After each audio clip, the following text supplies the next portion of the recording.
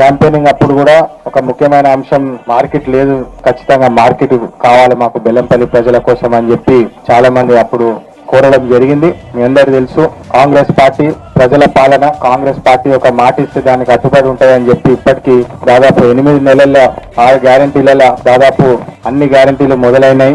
రాష్ట్రము ఇబ్బందులు పడ్డా గత 10 సంవత్సరాలు మీ అందరికీ తెలుసు ఆర్థికంగా చాలా ఇబ్బందులు పడ్డాయి. ఇది దాదాపు 7 లక్షల కోట్ల రూపాయల అప్పుల పాలు అయిపోయింది మన తెలంగాణ రాష్ట్రం అని చెప్పి మీ అందరికీ తెలుసు. గతంలో టీఆర్ఎస్ పార్టీ చేసిన అన్యాయం, రాష్ట్రము ఆర్థికంగా చాలా ఇబ్బందులు ఉన్నప్పటికీ కూడా ప్రజలకు మాట ఇచ్చినాము, ఖచ్చితంగా చేసి తీర్తామని చెప్పి ఈ రోజు వెజిటబుల్ మార్కెట్ ఓపెనింగ్ కి రావడం చాలా ఆనందంగా ఉన్నది. ఎందుకంటే ఇప్పుడే కలెక్టర్ గారు చెప్తుండే మెయిన్ రోడ్ మీద చాలా కష్టాలు ఉండే, స్టాల్స్ పాయింట్ ఆఫ్ వ్యూ లో కూడా చాలా ఇబ్బందికరంగా ఉండే అని చెప్పి స్పెషల్ గా 7.5 కోట్లు పెట్టి ఇంత మంచి ఫెసిలిటీ చేయడం చాలా ఐ థింక్ వినోద్ గారికి, ఎమ్మెల్యే గారికి నా హృదయపూర్వక శుభాకాంక్షలు. బెల్లంపల్లి ప్రజలందరికీ నా హృదయపూర్వక శుభాకాంక్షలు. ఎందుకంటే ఏదైనా పని తీసుకోవాలన్నా దాంట్లో చాలా ఇబ్బందులు ఉంటాయి. మీ అందరికి తెలుసు. ఇంట్లో కూడా బాగుండాలి, ప్రజలు బాగుండాలని చెప్పి ఈ రోజు మార్కెట్ లో 150 వ్యాపారస్తులకు వెజిటబుల్ మార్కెట్ సహకరిస్తుందని చెప్పి చాలా ఆనందంగా ఈ రోజు మీ అందరి ముందు